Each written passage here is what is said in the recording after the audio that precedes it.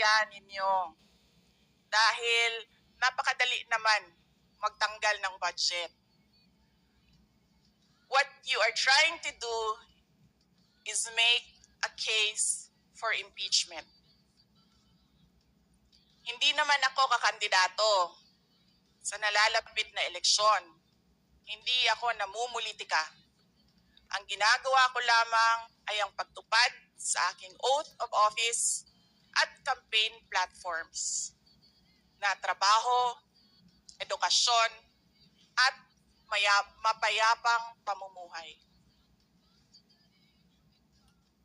Sinabi ko na noon at ilang beses ko nang inulit na hindi ako ang problema ng bayan na ito. Ang totoong problema ng bayan ay kagutuman, kahirapan,